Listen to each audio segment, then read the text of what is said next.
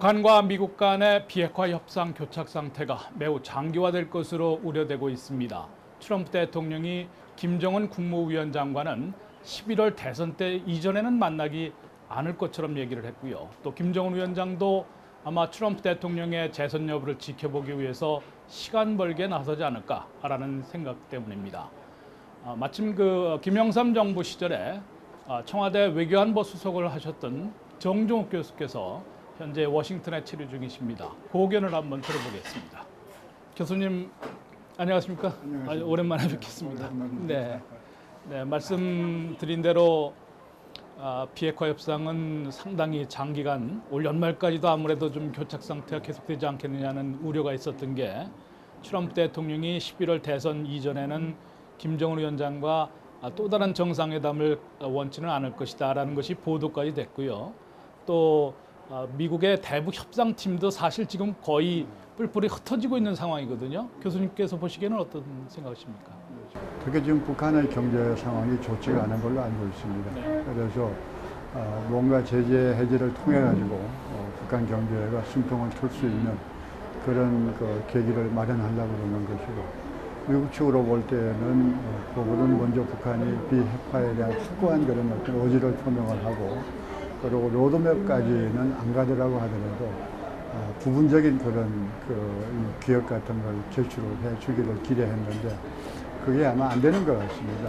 또 한 가지는 트럼프 대통령 이번 11월 재선에서 좀 자신감이 있지 않나 하는 그런 생각을 하게 됩니다. 그래서 북한으로부터 큰 그런 수확이 없는 상황에서 또 한 번 북한과 접촉을 하고 또 김정은과 정상회담을 한다고 그러는 게 별로 그렇게 큰 외교적인 가치가 없다고 판단을 한 것 같고요. 그래서 이번에 미국의 대북 협상팀도 상당 부분이 갈라지는 그런 모양을 보여주고 있는 것 같습니다. 이제 앞으로 김정은 국무위원장이 지금 다급한 경제난 때문에 제재 해제 이것도 하나도 안 될 경우에 과연 언제까지 참을 것인지, 소위 말해서 저강도 도발 행동에 그칠 것인지, 그래서 시간을 좀 버는 쪽으로 그렇게 갈 것인지, 아니면 정말로 또 ICBM을 쏘거나 핵실험까지 해서 이른바 금지선까지 넘는, 좀 옛날 같으면 좀 관심 끌겠는데 그 정도는 아닌 것 같고요. 어떻게 대응을 할 것으로 예상을 하고 계십니까?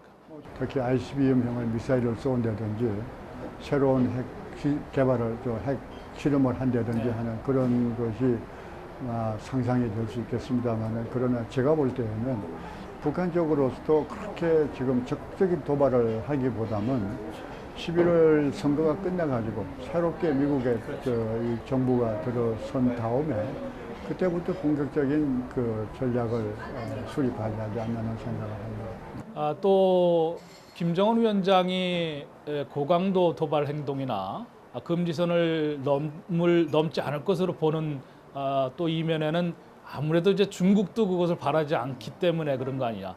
뭐 중국 대사까지 하셨으니까 중국 전문가로 보시기에 중국 시진핑 정권은 이런 한반도 상황을 어떻게 관리할 것으로 생각을 하십니까?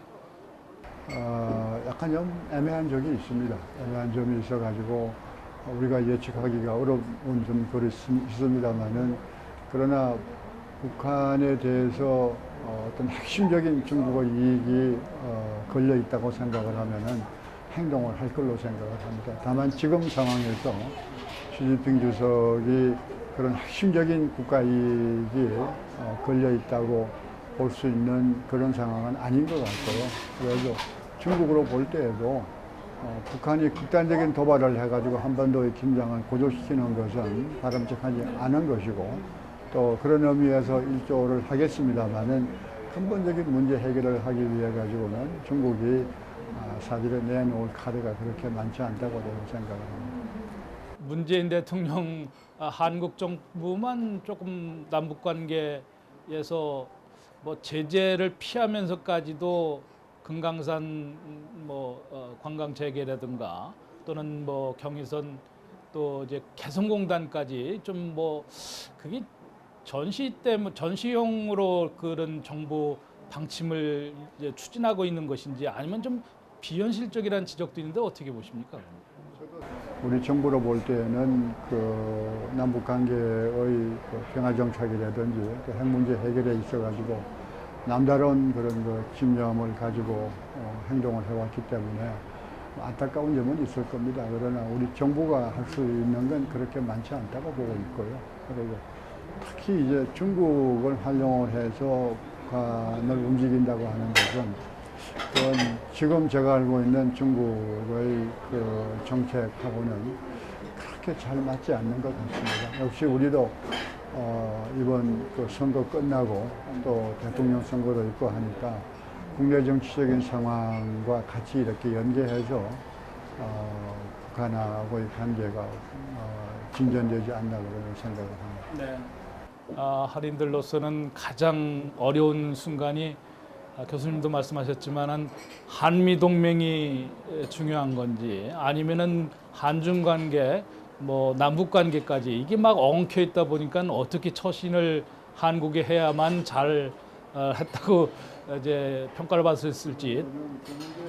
한국과 미국은 가치 동맹이지 않습니까? 같은 가치를 가지고 있고 그건 한중 관계에서 찾아보기 힘든 그런 독특한 측면이기 때문에 그걸 우리가 강조하고 또 실제 정책에 반영을 한다고 해도 중국이 거기에 대해서 크게 뭐 불만을 갖거나 그러진 않으리라고 생각을 합니다. 다만 이제 국내적인 어떤 그 측면을 고려해 가지고 다소의 불만 같은 건 나올는지 모르겠지만은 그러나 국가를 움직이는 것은 그런 어떤 불만 가지고 움직이는 건 아니지 않습니까? 국가의 기본적인 전략이 있고 또 핵심 이익이 있기 때문에 우리는 그걸 잘 정리를 해가지고 나름대로 정책을 집행해 나가야 된다고 생각을 합니다. 감사합니다. 고맙습니다. 네. 네.